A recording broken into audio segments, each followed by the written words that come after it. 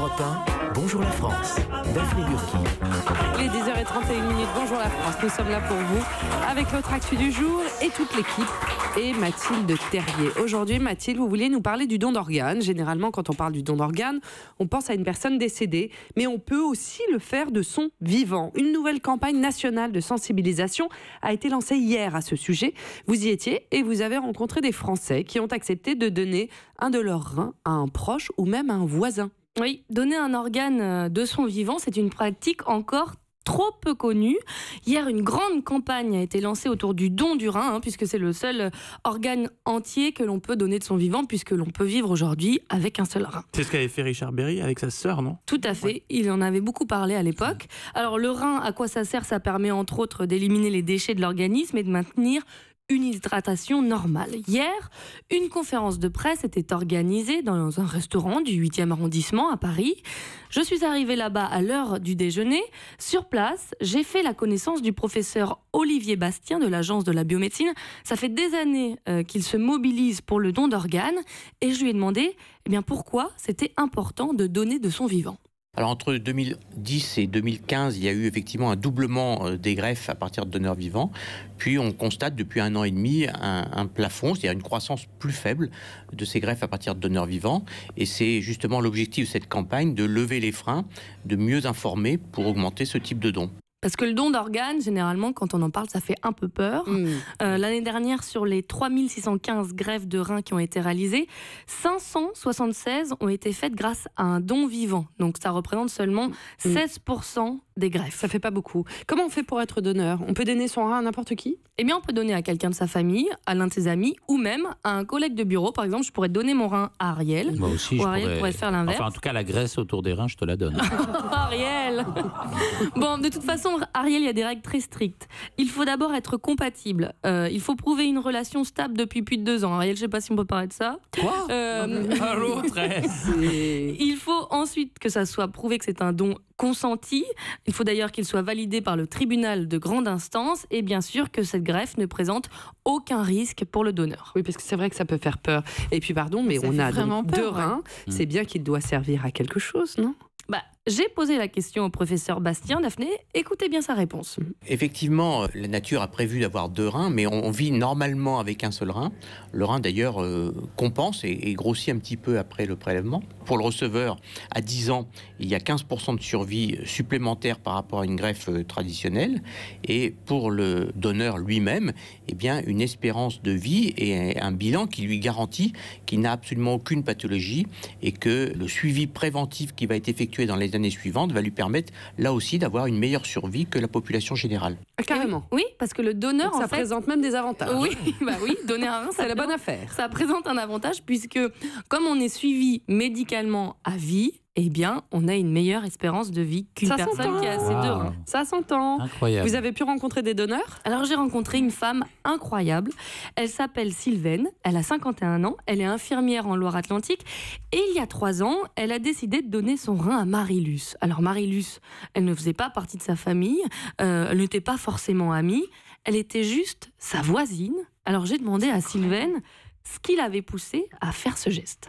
Je connais Marilus depuis que je me suis installée dans son quartier, donc depuis 2010. Nous nous sommes rencontrés et rapidement nous avons sympathisé. Et donc petit à petit, nous avons bien sûr discuté de son problème de santé. Et j'ai réalisé qu'on pouvait effectivement donner sans être de la famille. Donc j'ai eu un déclic en me disant, voilà, ça pouvait être moi. Pour moi, en tout cas, ça a été un peu difficile. Effectivement, c'est une opération, donc il faut un peu de temps pour s'en remettre. Mais après, au bout d'1 mois et demi, franchement, je ne vois pas de différence avec ma vie d'avant. J'ai rien à changer pour moi. Ça paraît quasi normal à Sylvaine. 1 mois et demi, c'est quand même beaucoup pour se remettre. Mais 1 mois et demi, c'est rien. C'est quand même une grosse opération, mais pour enlever un rein. Mais bon, vous donnez quand même 1 mois et demi de bien-être, c'est magnifique, c'est un très beau don. C'est un geste totalement altruiste. Alors j'ai demandé à Marilus, qui était assise à côté d'elle et qui vivait aujourd'hui avec le rein de Sylvaine, si ça ne l'avait pas étonnée, comme ça au début, que sa voisine se porte donneuse pour elle. J'étais très surprise. C'est pas forcément les plus proches, c'est génial. Et vous, qu'est-ce que ça a changé cette opération dans votre vie ? Tout, ça a tout changé. Au lieu d'aller à l'hôpital un jour sur deux en dialyse, je pouvais rester à la maison tranquille. Le fait de pouvoir sortir, qu'avant je ne pouvais pas, je dormais 20 heures sur 24, partir en vacances, tout simplement, parce que c'est très compliqué autrement. Non, ça change vraiment tout. C'est une renaissance. Maintenant, on est des sœurs jumelles. Par les reins, j'ai le rein gauche, Sylvaine a le rein droit. On partage. On partage, voilà. Alors aujourd'hui, Sylvaine et Marie-Luce sont à jamais liées. Bon, un don entre voisins, c'est quand même assez rare. Dans la plupart des cas, c'est plutôt quelqu'un de la famille, comme Sébastien. Il est marié, je l'ai rencontré aussi, il a 2 enfants, Axel et Chloé. À 3 ans et demi, son petit garçon, Axel, a besoin d'un rein. Son père décide de lui donner le sien, par amour pour son fils, mais aussi, vous allez l'entendre, par sentiment de culpabilité. C'est tout à fait naturel ce que j'ai fait pour mon fils.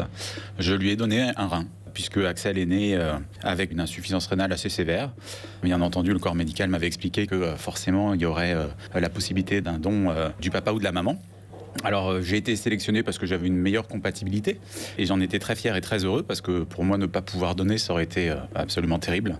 Quelque part il fallait que je me rachète par ce don. Vous rachetez? Comment ça? Racheter parce qu'il y a un petit peu de culpabilité. On donne naissance à un enfant qui a une difficulté de santé assez importante et ouais, quelque part c'est se racheter de cette petite difficulté ou cette grosse difficulté d'ailleurs en l'occurrence. Donc j'ai passé des tas d'examens pour assurer déjà que mon rein fonctionnait parfaitement bien, qu'il serait efficace dans ce petit corps d'Axel qui avait 3 ans et demi à l'époque, et puis s'assurer qu'une fois que j'aurais un rein en moins, l'autre prendrait le relais sans aucune difficulté. Et c'est le cas. Mon fils va extrêmement bien, il vient de rentrer en 5e, il est en pleine forme, c'est un petit garçon qui fait du sport, qui va à la cantine comme tous les autres enfants, enfin voilà, on ne peut pas lire sur son front qu'il a été greffé d'un rein. Grâce à la greffe, on a repris une vie normale, tout simplement. Ouais, une vie normale. C'est très profond ce qu'on entend, c'est magnifique. C'est une très grande beauté et c'est un lien fusionnel entre un père et un fils. Ça l'est aussi souvent entre un mari et sa femme, comme Clotilde et Jean-Marie, que j'ai eu la chance de rencontrer. 40 ans que ces retraités du nord de la France sont mariés. Et il y a 2 ans, Clotilde avait elle aussi un problème de rein. Jean-Marie décide de lui offrir le sien. Ce n'est pas l'opération qui l'effraie à 60 ans passés. Non, sa seule crainte à Jean-Marie, c'est qu'il ne puisse pas donner son rein à sa femme. La première chose, c'est qu'il vérifie la compatibilité entre donneur et receveur. Et ensuite, ils ne veulent prendre aucun risque par rapport à la santé du donneur. Et donc, ils font vraiment un check-up complet de la santé du donneur. Et en fait, ce qui m'a beaucoup angoissé, c'était pas la greffe elle-même, c'était le fait qu'à chaque étape, ça passe ou ça casse. Vous aviez peur de ne pas pouvoir finalement donner votre rein à votre femme. En fait, c'était ça ma grande crainte. C'était pas de donner mon rein, c'est de ne pas pouvoir le donner. C'est vrai que tu disais toujours pourvu que ça passe, pourvu qu'ils me prennent. C'est la plus belle preuve d'amour, j'ai l'impression. À chaque fois, on nous dit ça, que c'est une belle preuve d'amour. Certainement, mais... Oui, on n'a pas vécu ça comme ça. C'est aussi pour le bien de nous deux. Au début, c'est vrai que ça fait un peu bizarre de recevoir quelque chose sans vraiment pouvoir rendre tout de suite. Voilà. C'était aussi pour moi. Donc il y a une forme d'égoïsme en fait. Parce que c'est très difficile de vivre avec quelqu'un qui 3 fois par semaine va faire 4 heures de dialyse, qui va pas être bien, qui va être fatigué, etc. Moi, ce que je veux pas, c'est qu'on en fasse un exploit, si vous voulez. Parce que si on en fait un exploit, on va faire en sorte que des gens ne se lancent pas dans ça alors que c'est quelque chose qui est naturel et qui n'est pas compliqué. Mais de temps en temps, on se dit, tiens, c'est bizarre quand même. Qu'il y a une partie de moi en elle, quoi. Mais super ce Jean-Marie. Bah ouais. On oublie qu'il y a des gens aussi humbles. Et ils se marraient tout le temps. Alors qu'ils me parlaient de leur greffe de rein, ils étaient tout le temps morts de rein. Alors ça paraît simple comme ça, mais il y a quand même des effets secondaires pour le donneur. Mais ce n'est pas un geste anodin, c'est une opération lourde, Ariel le disait, et il y a quand même plusieurs mois pour savoir si l'on est compatible, il faut savoir qu'un donneur sur 2 est exclu, plusieurs mois aussi d'examen médical avant l'opération et un suivi à vie pour le donneur. Mais c'est vrai que la greffe, le don d'organes, ça fait toujours peur, mais quand elle est faite, eh bien la greffe, ça permet de restituer toutes les fonctions rénales du receveur, ça améliore considérablement sa qualité et même son espérance de vie. Donc c'est important de sensibiliser sur ce sujet, puisque le nombre de personnes en insuffisance rénale terminale aujourd'hui est en hausse. Et il faut savoir qu'en 1er janvier 2015, plus de 20 000 malades en France étaient en attente de greffe, tout organe confondu. Merci beaucoup Mathilde Terrier, merci à Jean-Marc et Clotilde, merci à Jean-Marie, merci à Sylvaine et Marie-Luce aussi, merci à Sébastien de nous avoir confié un petit bout de leur histoire de vie qui nous a fait grand bien, merci beaucoup. On vous mettra évidemment toutes les infos sur le site de Bonjour la France. On va continuer à passer l'actualité du jour en revue. Bon, l'actualité que Patrick Cohen n'a tout simplement pas vu passer, il est trop occupé à préparer l'interview de la star qu'il s'apprête à recevoir. C'est qui Patrick ? C'est énorme. Ah bon, à ce point ? Bon pour ne rien manquer, écoutez Patrick Cohen dès demain avec toute l'équipe d'Europe Matin dès 7h sur Europe 1. Et pour le moment, vous êtes dans Bonjour la France. Europe